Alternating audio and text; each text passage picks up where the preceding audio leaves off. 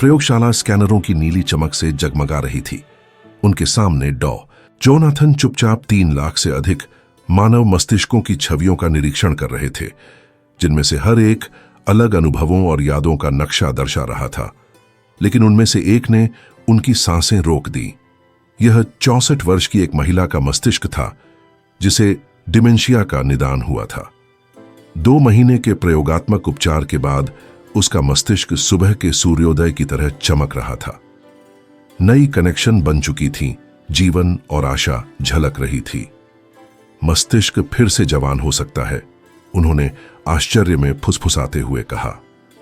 वह दृश्य उन्हें एक चौंकाने वाले निष्कर्ष तक ले गया। उम्र बढ़ना कोई सजा नहीं, बल्कि एक चुनाव है। हर विचार, हर भोजन, हर रात की नींद में मस्तिष्क को मजबूत या कमजोर करने की शक्ति थी। उन्होंने पाया कि कुछ युवा लोग तनाव और तकनीक के कारण बूढ़े मस्तिष्क रखते हैं, जबकि कुछ बुजुर्गों में मानसिक ऊर्जा आश्चर्यजनक रूप से युवा रहती है। तभी उन्होंने समझा कि दुश्मन उम्र नहीं, बल्कि जीवन शैली है। आगे बढ़ने का संकल्प लेकर जोनाथन ने यह पता लगाने की कोशिश की कि कौन से कारक केवल ह्रास को रोक सकते हैं नहीं, बल्कि उसे उलट भी सकते हैं। उनकी खोज ने उन्हें 5 ऐसे खाद्य पदार्थों तक पहुंचाया जो केवल 2 महीनों में मस्तिष्क को फिर से जवान बना सकते हैं। यह है उन खोजों की कहानी, और कैसे उम्र के बावजूद मस्तिष्क फिर से स्पष्टता, शांति और शक्ति के साथ चमक सकता है। जब उन्होंने अपनी शोध शुरू की, तकनीक उन्हें वास्तविक समय में जीवित मस्तिष्क देखने की अनुमति देती थी, जो पहले विज्ञान कथा जैसी लगती थी। उन्हें याद है वह दिन जब उन्होंने पहले स्कैनर के सामने खड़े होकर उसकी लगातार गूंज सुनते हुए जीवन के अदृश्य प्रवाह को महसूस किया। कई डॉक्टर अभी भी मानते थे कि मस्तिष्क एक अपरिवर्तनीय अंग है। यह जन्म से पूर्ण होता है और धीरे धीरे क्षीण होता है। लेकिन जोनाथन जो छवियां देख रहे थे, वे किताबों में सीखी हर बात को चुनौती देती थीं। हर मस्तिष्क अनोखा था, ऐसे पैटर्न के साथ जो गति में आकाश गंगाओं की याद दिलाते थे। कुछ संतुलित चमक रहे थे, कुछ में अराजकता, निशान और अंधेरी जगहें थीं जहां तनाव ने अपना प्रभाव छोड़ा था। जल्द ही उन्होंने कुछ गहरा समझा। मस्तिष्क कहानियां बताता है। वह रंगों में आघात देख सकता था, असमान तरंगों में भय और ध्यान करने वालों की हार्मनी में शांति। हर भावना, आदत और भोजन वर्षों में उसकी संरचना को तराशने का एक उपकरण था। यह खुलासा उन्हें झकझोर गया। अगर मस्तिष्क हमारे निर्णयों को दर्शाता है, तो लाखों लोग अनजाने में अपनी खुद की हानि बना रहे थे। समय के साथ उन्होंने एक परेशान करने वाला पैटर्न देखा। दिन ब दिन युवा मरीजों में मस्तिष्क ह्रास के संकेत दिखने लगे, जो पहले केवल वृद्धों में देखा जाता था। धीमी मस्तिष्क परिसंचरण वाले छात्र, तनाव, नींद की कमी और खराब आहार के कारण स्मृति केंद्र सिकुड़ते किशोर। उन्होंने इसे डिजिटल डिमेंशिया कहा, आधुनिक दुनिया की एक मौन बीमारी जो स्क्रीन, चीनी, अनिद्रा और अति उत्तेजना के कारण होती है। हजारों स्कैनों में से एक ने उन्हें गहराई से छू लिया। 42 वर्षीय रॉबर्ट, एक व्यवसायी जिसने एक करोड़ों की कंपनी बनाई थी, लेकिन अपनी मानसिक स्पष्टता खोने की बात स्वीकार की। बैठकों में उसे याद नहीं रहता था कि वह वहां क्यों है। उनका मामला एक दुखद सत्य का प्रतीक बन गया। तकनीक के युग में मानव मस्तिष्क शरीर से बहुत पहले बुझ जाता है। रॉबर्ट का धैर्य और उसकी रचनात्मकता, वही शक्ति जो उसे सफलता तक ले गई थी, खत्म हो चुकी थी। जब जोनाथन ने उसका मस्तिष्क स्कैन देखा, परिणाम उन्हें हिला गया। उस आदमी का मस्तिष्क जीवनहीन लग रहा था। अग्र लॉब्स, जो ध्यान और निर्णय लेने के लिए जिम्मेदार हैं, धूसर और अस्पष्ट दिख रहे थे। मुझे लगता है मैं गायब हो रहा हूं, रॉबर्ट ने मंद आवाज में कहा। किसी गोली की बजाय जोनाथन ने उसे गहन बदलाव सुझाया। अलग तरीके से खाना, बेहतर सोना और धीरे धीरे सांस लेना। उन्होंने उसे 5 आवश्यक खाद्य पदार्थ भी दिखाए, जो अनजाने में उनके भविष्य के शोध का आधार बन गए। 2 महीने बाद जब रॉबर्ट नए परीक्षण के लिए लौटे, जोनाथन अपनी आंखों पर विश्वास नहीं कर पाए। रंग लौट आए थे, रक्त प्रवाह फिर से सक्रिय था और न्यूरोनल संतुलन पुनर्जीवित प्रतीत हो रहा था। जोनाथन ने उस दिन रॉबर्ट की मुस्कान कभी नहीं भुलाई, जब उसने कहा, मुझे लगता है मैंने अपनी मानसिकता वापस पा ली। उसी क्षण डॉक्टर ने समझा कि अब वह बीमारियों का अध्ययन नहीं कर रहे थे, बल्कि पुनर्जन्म का। तब से उन्होंने हजारों पहले और बाद में स्कैन इकट्ठा किए, पैटर्न खोजने के लिए उन्हें ओवरले किया। सभी ने एक ही सत्य उजागर किया, मस्तिष्क उम्र नहीं बढ़ाता क्योंकि यह स्वाभाविक है, बल्कि यह प्रतिक्रिया करता है। यह सूजन, विषाक्त पदार्थों, भावनाओं और उपेक्षा पर प्रतिक्रिया करता है, लेकिन यह देखभाल, पोषण और ऑक्सीजन पर भी प्रतिक्रिया करता है। जब इसे वास्तव में आवश्यक चीजें मिलती हैं, तो यह नवीकरण की प्रक्रिया शुरू करता है। न्यूरॉन्स उगने लगते हैं, सिनेप्स फिर से जुड़ते हैं और परिसंचरण पुनः सशक्त होता है। डेटा इतने रहस्यमय थे कि वे लगभग आध्यात्मिक लगते थे, जैसे प्रकृति ने उपचार के संकेत छोड़े हों। अपनी प्रवचन में जोनाथन 2 तुलनात्मक छवियां दिखाते। बाईं ओर धूसर, असमान और मध्यम मस्तिष्क, दाईं ओर वही मस्तिष्क 60 दिन बाद सम्मित, चमकदार और ऊर्जा से भरा। दर्शक सांस रोक लेते जब वह कहते, यह उम्र बढ़ना नहीं है, यह पोषण है, यह ऑक्सीजन है, यह आशा है। जल्द ही उन्होंने और भी आश्चर्यजनक खोज की। जो मस्तिष्क तेजी से ठीक हो रहे थे, वे लोग थे जो मानते थे कि वे ठीक हो सकते हैं। जो आत्मालोचना की जगह जिज्ञासा और अपराध बोध की जगह आभार रखते थे, उनके स्कैन में स्पष्ट शांति दिखाई देती थी। उनका रक्त प्रवाह स्थिर होता और सब कुछ संकेत करता था कि मानसिक दृष्टिकोण भी एक पोषक तत्व है। जोनाथन ने इस कनेक्शन को न्यूरोफे कहा, क्योंकि व्यक्ति जो अपने मस्तिष्क के बारे में विश्वास करता है, वह उसके मस्तिष्क को बदलता है। संदेह इसे संकुचित करता है, आशा इसे फैलाती है। परीक्षणों के बावजूद बाहरी दुनिया अभी भी प्रतिरोध कर रही थी। अधिकांश लोग पौधों के बजाय गोलियों की तलाश जारी रखते थे और आत्म देखभाल की बजाय त्वरित समाधान ढूंढते थे। फास्ट फूड की लाइनें फलों की तुलना में लंबी थीं, लेकिन जो लोग उनकी सलाह मानते थे, उन्होंने साबित कर दिया कि वह सही थे। उनकी कहानियां डेटा के बीच में रोशनी बन जाती थी। 20 साल के काम के बाद डॉ जोनाथन की क्लिनिक एक उपचार केंद्र में बदल गई, जहां लोग सिर्फ जीवित रहने के लिए नहीं, बल्कि खुद को पुनः प्राप्त करने के लिए आते थे। हॉल में हंसी, आंसू और राहत की आहें सुनाई देती थीं। अपने डेस्क पर उन्होंने केवल एक फ्रेम रखा था, जिसमें पहले 3000 स्कैनों की संयुक्त छवि थी। प्रकाश, रंग और रहस्य की एक आकाशगंगा। इनमें से हर एक बिंदु व फुसफुसाते एक दूसरा अवसर है। और फिर बड़ा सवाल उठता है, यदि गलत भोजन मस्तिष्क को बूढ़ा कर देता है और सही भोजन उसे जवान बनाता है, तो अगर हम अपनी पूरी जिंदगी इन खाद्य पदार्थों के चारों ओर बनाएं तो क्या होगा? क्या होगा अगर हम भोजन सिर्फ आदत या आनंद के लिए नहीं, बल्कि स्पष्टता, स्मृति और आंतरिक शांति के लिए करें? शायद हम केवल जीवन के वर्षों को लंबा नहीं कर सकते, बल्कि स्पष्टता के वर्षों को भी बढ़ा सकते हैं। यही विचार उन्हें यहां तक लाया अब तक, क्योंकि जो डॉ जोनाथन ने खोजा, वह केवल किसी प्रयोगशाला का नहीं, बल्कि पूरी दुनिया का है। मस्तिष्क को पुनर्जीवित करने वाले खाद्य पदार्थ दुर्लभ या महंगे नहीं हैं। ये सुलभ, प्राकृतिक और सभी के लिए उपलब्ध हैं। ये खाद्य पदार्थ दुर्लभ या विदेशी नहीं हैं। ये बाजारों, बगीचों और रसोई में आसानी से मिल जाते हैं। लेकिन जब इन्हें लगातार लिया जाता है, तो इनके प्रभाव अद्भुत होते हैं। ये मस्तिष्क को अधिक चुस्त, युवा और शांत बनाने में सक्षम है, और परीक्षण इसका प्रमाण देते हैं। केवल 60 दिनों में स्कैन झूठ नहीं बोलते।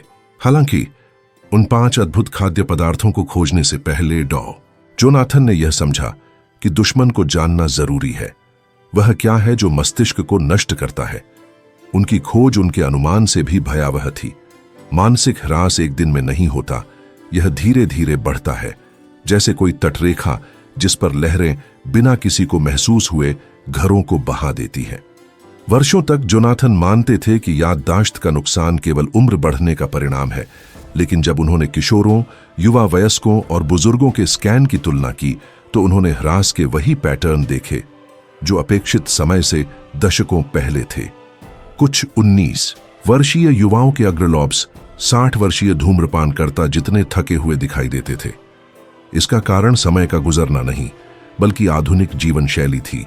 नींद की कमी, डिजिटल अति उत्तेजना, अत्यधिक प्रसंस्कृत भोजन और लगातार तनाव, ये सभी मस्तिष्क की उम्र बढ़ने की प्रक्रिया को इतनी तेजी से बढ़ा रहे थे कि कोई विश्वास नहीं कर सकता था। जोनाथन ने इसे अपने मरीजों को एक सरल रूपक के माध्यम से समझाना शुरू किया। आपका मस्तिष्क एक जंगल की तरह है। हर विचार, हर सांस और हर कौर जो आप खाते हैं, इसे पानी दे सकता है या आग लगा सकता है। जब उनके मरीज थकान, चिड़चिड़ापन या स्मृति हानि की शिकायत करते तो वह उन्हें स्कैन दिखाते। ऐसे क्षेत्र जहां रक्त प्रवाह कमजोर हो गया था, जैसे सूखे जंगल में मुरझाए पेड़। कुछ रोते, कुछ घबराहट में हंसते, लेकिन सभी एक ही सवाल करते, क्या यह फिर से उग सकता है? उनका उत्तर स्पष्ट था, हां। मानव मस्तिष्क में एक छिपा हुआ चमत्कार है जिसे न्यूरोप्लास्टिसिटी कहते हैं, यानी उम्र बढ़ने पर भी नई कनेक्शन बनाने की क्षमता। वह हफ्तों के अंतराल में ली गई छवियों को दिखाते और बदलाव जादुई लगता। हालांकि यह जादू नहीं था, यह शुद्ध जीव विज्ञान था। जब सूजन पैदा करने वाले खाद्य पदार्थ हटाए जाते हैं, एंटीऑक्सीडेंट और ओमेगा 3 फैटी एसिड की मात्रा बढ़ाई जाती है, गहरी नींद ली जाती है और तनाव कम किया जाता है, तो रक्त प्रवाह अंधेरे क्षेत्रों में लौट आता है और न्यूरॉन्स फिर से जुड़ते हैं। जंगल फिर से खिल उठता है। लेकिन अधिकांश लोग अपने मस्तिष्क को यह अवसर कभी नहीं देते। वे आराम के चक्र में फंस कर रहते हैं। चीनी और कैफीन से भरे नाश्ते, कार में जल्दी जल्दी लंच, स्क्रीन की रोशनी में रातें जो मेलाटोनिन को दबाती हैं और आराम रोकती है। नुकसान चुपचाप जमा होता है। 40 की उम्र में वे अपनी याददाश्त की कमी पर हंसते हैं। 60 की उम्र में वे पूरी बातचीत भूल जाते हैं। अनजाने में वे उस अंग को भूखा मार रहे हैं जो उन्हें परिभाषित करता है। जोनाथन बार बार सोचते कि स्कूलों में इसे क्यों नहीं सिखाया जाता। हम दांत साफ करना, त्वचा की देखभाल और मांसपेशियों का व्यायाम सीखते हैं, लेकिन कोई हमें न्यूरॉन्स पोषण करना नहीं सिखाता। हम मस्तिष्क को अनदेखा करते हैं जब तक कि यह विफल न हो जाए, और फिर हम इसे भाग्य कहते हैं। उन्होंने उस कथा को बदलने का निर्णय लिया। एक शाम क्लेयर नामक एक महिला जो पेशे से शिक्षक थी, उनकी क्लिनिक आई। वह अपनी तेज बुद्धि पर गर्व करती थी, लेकिन हाल ही में अपने छात्रों के नाम भूल रही थी। उनके स्कैन में मस्तिष्क पीला दिखाई दे रहा था, खासकर हिप्पोकैम्पस में, जो स्मृति का केंद्र है। क्या यह स्थायी है? वह चिंता में पूछी। सिर्फ तब तक जब तक आप इसे वैसे ही पोषण देती रहें, जोनाथन ने जवाब दिया। उन्होंने उसे एक अलग थेरेपी दी, रंग, बनावट और स्वाद। उन्होंने कहा कि वह भोजन ऐसे खाए जैसे वह कोई कला का काम फिर से बना रही हो। उन्होंने उसे बेरी, बीज, हरी सब्जियां, मछली, पानी और सूर्य की रोशनी खाने की सलाह दी। 2 महीने बाद उसके स्कैन में पुनर्जन्म दिखाई दिया। रक्त प्रवाह पुनः सक्रिय हुआ और क्लेयर मुस्कुराते हुए कहती हैं, मुझे लगता है मेरी मानसिकता जाग गई। तब जोनाथन ने कुछ और गहरा समझा। भोजन केवल ऊर्जा नहीं है, यह सूचना है। हर अणु मस्तिष्क को निर्देश देता है। चीनी कहती है डरो, स्वस्थ वसा कहती है कनेक्शन बनाओ, एंटीऑक्सीडेंट कहती है सुधारो। मस्तिष्क हर भोजन को ऐसे सुनता जैसे यह किसी कोड की पंक्तियां हों। इस तरह उन्होंने आहार को युवावस्था की भाषा के रूप में देखना शुरू किया। जो लोग इस भाषा को प्रवाह में बोलते थे, वे उम्र से परे अधिक युवा सोचते और महसूस करते थे। उनकी याददाश्त बेहतर होती, नींद गहरी होती, वे अधिक शांत रहते, अधिक हंसते और अधिक प्यार करते। जब भी वह उन मरीजों के स्कैन देखते तो सोचते, यही दिखता है 20 साल का मस्तिष्क 50 साल के शरीर में। लेकिन वह यह भी जानते थे कि गलत निर्णय उन चीजों को नष्ट कर सकते हैं जो सही निर्णय ने फिर से बनाई हैं। हर सिगरेट, हर नींद रहित रात, हर अत्यधिक प्रसंस्कृत भोजन की मात्रा अदृश्य निशान छोड़ती है, जो मिलकर विनाशकारी साबित होती है। यह वैसा था जैसे हर दिन घड़ी के यंत्र में एक रेत का दाना गिरा दिया जाए। एक समय आता है जब यह बस रुक जाती है। जोनाथन ने समझा कि लोगों को जागृत करना है, आंकड़ों से नहीं बल्कि सच्चाई से। उन्होंने मस्तिष्क की उम्र बढ़ने की प्रक्रिया को अविस्मरणीय चित्रों के माध्यम से समझाना शुरू किया। कल्पना कीजिए कि आपका मस्तिष्क एक कॉन्सर्ट हॉल की तरह है, वह कहते। 20 साल की उम्र में सभी लाइटें जल रही हैं और सभी उपकरण सुर में हैं। 40 साल की उम्र में कुछ बल्ब झपकने लगते हैं। 60 साल की उम्र में आधा मंच अंधकार में होता है, लेकिन जब लोग अपने आहार में बदलाव करते हैं तो वह रोशनी फिर से जल सकती है। संगीत लौट सकता है। उनके व्याख्यान इतनी तेजी से बिकते कि वे प्रोग्राम नहीं कर पाते थे। लोगों को आशा की भूख थी। वे और गोलियां नहीं चाहते थे। वे अपने आप तक वापस जाने का रास्ता चाहते थे। वह कहते थे कि सब कुछ जागरूकता से शुरू होता है। बढ़ती उम्र को भाग्य की तरह देखना बंद करें। हर निर्णय के बाद देखें कि आपका मस्तिष्क कैसा महसूस करता है। नींद के बाद, चीनी के बाद, तनाव के बाद। जागरूकता, वह दोहराते, मरम्मत का पहला संकेत है। फिर वह रुकते और लोगों से कल्पना करने के लिए कहते, अगर आपका मस्तिष्क हर साल जवान होता, बूढ़ा नहीं होता, तो आपकी जिंदगी कैसी होती? अगर ध्यान करना स्वाभाविक होता, अगर आपकी स्मृति और स्पष्ट होती, अगर आपकी रचनात्मकता 20 साल की उम्र जैसी बहती। और वे निष्कर्ष निकालते, यह कोई कल्पना नहीं है, यह जीव विज्ञान है, बस आपका अनुमति चाहिए। वे जानते थे कि यह अनुमति आहार के माध्यम से दी जाती है।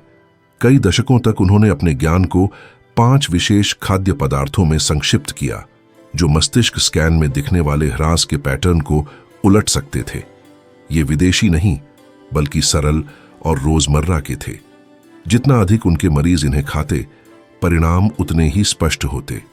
केवल 60 दिनों में उनके मस्तिष्क मानो पुनर्जन्म पा गए। तब जोनाथन ने समझा कि वह बीमारी से लड़ नहीं रहे हैं, बल्कि पुनर्जनन सिखा रहे हैं।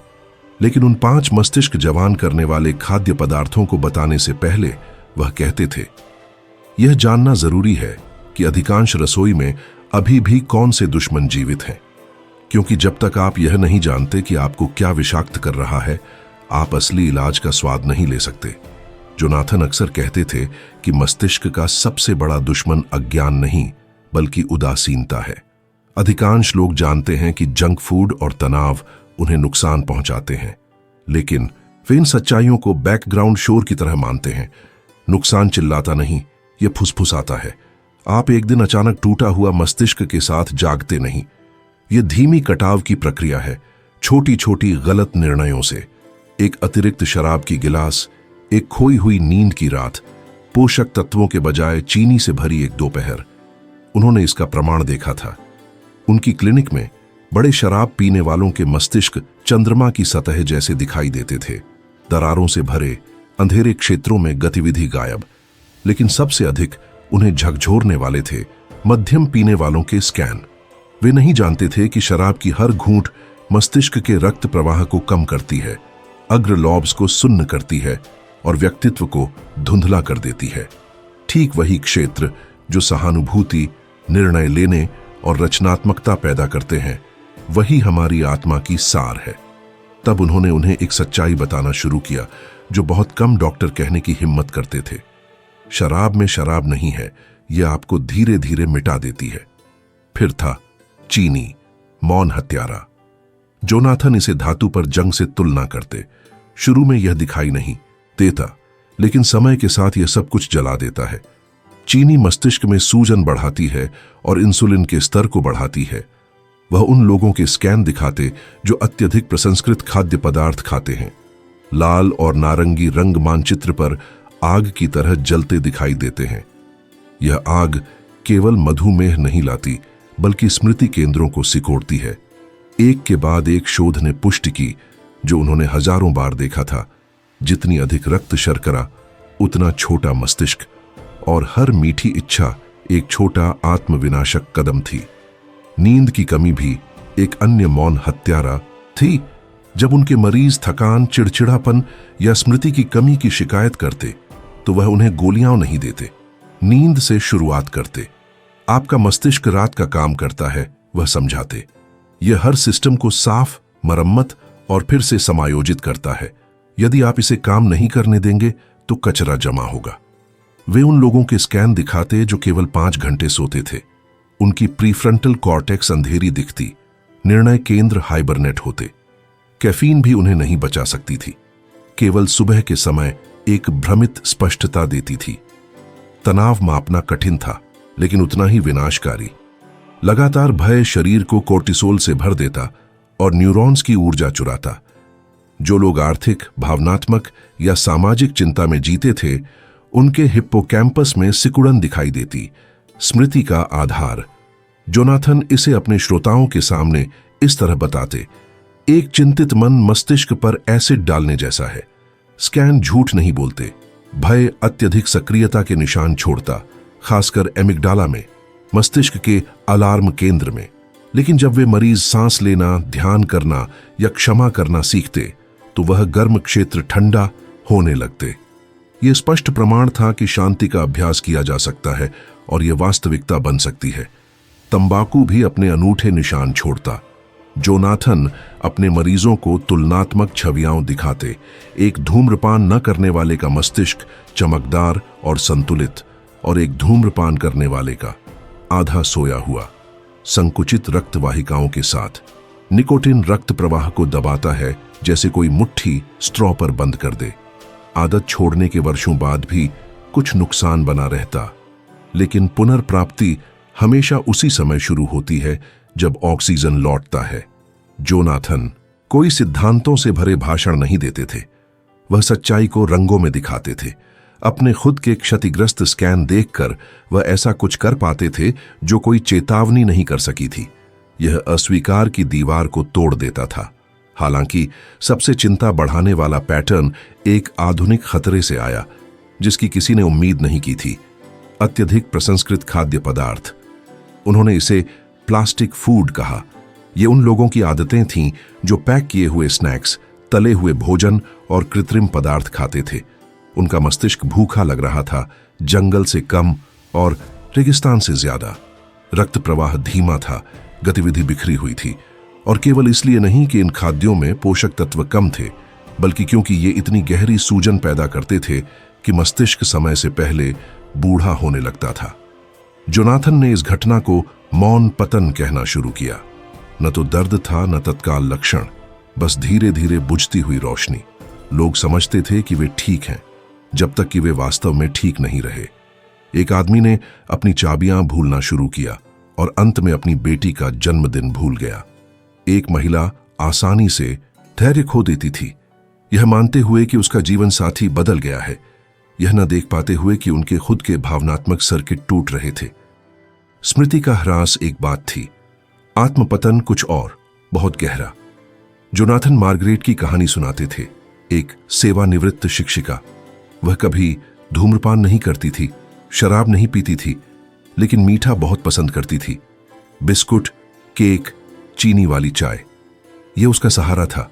जब वह थकान और भूलने की शिकायत लेकर क्लिनिक आई तो उनका स्कैन शुरुआती डिमेंशिया वाले व्यक्ति जैसा था। जोनाथन ने उनसे कहा कि वे 60 दिन तक चीनी से दूर रहें, इसे जामुन और मेवों से बदलें, पर्याप्त पानी पिएं, 8 घंटे सोएं और हर दिन चलें। मार्गरेट को यह सब बहुत सरल लगा, शायद प्रभावी होने के लिए बहुत आसान, लेकिन 2 महीने बाद बदलाव चौंकाने वाला था। उनके रंग लौट आए, ऊर्जा भी, और उनका मूड। उन्होंने अपना नया स्कैन देखा और फुसफुसाया, मुझे लगता है कि मैं फिर से स्पष्ट रूप से सोच सकती हूं। यही वह क्षण था जब जोनाथन ने कुछ गहरा समझा। भोजन के साथ हमारा संबंध भावनात्मक होता है। यह प्यार की कहानी भी हो सकती है या धोखा भी। हर निवाला आपके भविष्य के स्व को संदेश भेजता है। आप प्यार भेज सकते हैं या जहर। अधिकांश लोग जहर नहीं चुनते क्योंकि वे मरना चाहते हैं, बल्कि क्योंकि किसी ने उन्हें नहीं सिखाया कि वे अलग तरीके से जी सकते हैं। उन्होंने इसे हर जगह सिखाना शुरू किया। मस्तिष्क का कोई निष्क्रिय बिंदु नहीं है, वह कहते, आप इसे जीवन या मृत्यु से खिलाते हैं। हर निर्णय सुई को हिलाता है। वे अपने श्रोताओं को याद दिलाते थे कि उम्र, जीन या पारिवारिक इतिहास नियति नहीं है। नियति आदत है, और आदत को फिर से लिखा जा सकता है। फिर भी वह लोगों को डर के साथ नहीं छोड़ते थे। आप दोष के साथ ठीक नहीं हो सकते, वह कहते, सुधार जिम्मेदारी से शुरू होता है। स्कैन पहले ही उन्हें विरोधी उपाय दिखा चुके थे।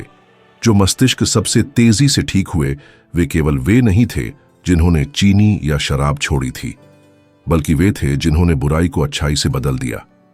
प्रकृति ने हमें किसी भी दवा से ज्यादा शक्तिशाली हथियार दिए थे, सरल खाद्य पदार्थों में छुपे हुए, जिन्हें अधिकांश लोग अनदेखा करते हैं। ऐसे खाद्य पदार्थ जो जंगल को फिर से बना सकते हैं, रोशनी जगा सकते हैं और 60 साल के मस्तिष्क को 30 साल जैसा सक्रिय बना सकते हैं। उस रात एक भरे हुए ऑडिटोरियम के सामने जोनाथन मुस्कुराए और बोले, अगर आपने अपना मस्तिष्क क्षतिग्रस्त किया है तो आप इसे सुधार सकते हैं। अगर आपने इसे बूढ़ा किया है तो आप इसे जवान कर सकते हैं। और पहला कदम फार्मेसी में नहीं, यह आपकी रसोई में शुरू होता है। सभी शांत हो गए जब स्क्रीन पर पहली छवि दिखाई दी। हल्की रोशनी में चमकते जामुन से भरा कटोरा। कल जोनाथन ने कुछ ऐसा अनुभव किया जिसने उनके समय और उपचार के दृष्टिकोण को हमेशा के लिए बदल दिया। तब तक वह दृढ़ विश्वास करते थे कि मस्तिष्क को दशकों के ह्रास से उबरने में सालों लगते हैं, लेकिन जब उन्होंने पहली बार केवल 60 दिनों में पूर्ण परिवर्तन देखा तो उन्होंने महसूस किया कि वे एक बहुत गहरी सच्चाई के सामने हैं। उनकी एक 50 वर्षीय मरीज जो मुश्किल से एक वाक्य पूरा कर सकती थी, 2 महीने बाद पूरी तरह बदल कर लौटी। उपन्यास पढ़ती, बिना प्रयास हंसती और महत्वपूर्ण तिथियां याद रखती। उनके नए स्कैन में वे ग्रे क्षेत्र जो थकान दिखाते थे, रंग से भर गए थे, जैसे उनकी मानसिकता फिर से जन्मी हो। इस अनुभव से जोनाथन ने उस प्रक्रिया को 60 दिन का रीसेट नाम दिया। उनके अनुसार यह अवधि मस्तिष्क को नई न्यूरॉन्स बनाने, सूजन कम करने और अपने प्राकृतिक सोच के रिथमों को पुनः प्राप्त करने के लिए पर्याप्त थी। उनका फॉर्मूला किसी रहस्य या चमत्कारी पाउडर से दूर 5 ऐसे सामान्य खाद्य पदार्थों पर आधारित था जिन्हें अधिकांश लोग अनदेखा करते थे, बिना यह जाने कि ये मस्तिष्क के लिए असली दवा थे। पहला था ब्लूबेरी, छोटे, हल्के और एंथोसाइनिन से भरे, जो उन्हें गहरा नीला रंग देते हैं। जोनाथन अक्सर दिखाते कि ब्लूबेरी से भरपूर आहार से पहले और बाद में मस्तिष्क में रक्त प्रवाह में कितना अंतर होता है। अंतर अद्भुत था। स्मृति से जुड़े क्षेत्र सूर्यास्त में रोशनी वाली शहर जैसी चमकने लगी। वे कहते, हर मुट्ठी ब्लूबेरी आपके मस्तिष्क से फुसफुसाती है, जवान बने रहो। वह 1 कप प्रतिदिन लेने की सलाह देते, ताजा या जमी हुई, दही, ओटमील या सीधे खाने में। ये केवल आपके नाश्ते को मीठा नहीं बनाते, वह मुस्कुराते हुए कहते, ये आपके भविष्य को भी मीठा बनाते हैं। दूसरा भोजन जंगली सैल्मन या कोई अन्य ब्लूफिश था। ओमेगा 3 फैटी एसिड के बारे में बात करते समय वह ऐसा करते थे जैसे कोई कवि प्रकाश का वर्णन कर रहा हो। आपका मस्तिष्क C% वसा से बना है, वह समझाते थे। हर विचार वसा की राजमार्गों से यात्रा करता है और जब ये रास्ते क्षतिग्रस्त हो जाते हैं तो आपके विचार धीमे हो जाते हैं। ओमेगा 3 इन्हें ठीक कर देते हैं। उनके तुलनात्मक अध्ययनों में जो लोग स्वस्थ वसा का सेवन करते थे, उनका मानसिक प्रदर्शन उन लोगों से कहीं अधिक स्पष्ट था जो इसे टालते थे। शाकाहारियों के लिए वह शैवाल से प्राप्त DHA सप्लीमेंट्स की सिफारिश करते थे, हालांकि हमेशा यह जोर देते थे, पहले खाना फिर सप्लीमेंट्स।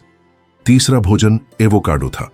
वर्षों तक इसे इसकी वसा सामग्री के कारण गलत समझा गया था, लेकिन जोनाथन अक्सर एवोकाडो का आधा भाग उठाकर कहते थे, यह वसा नहीं, यह ईंधन है।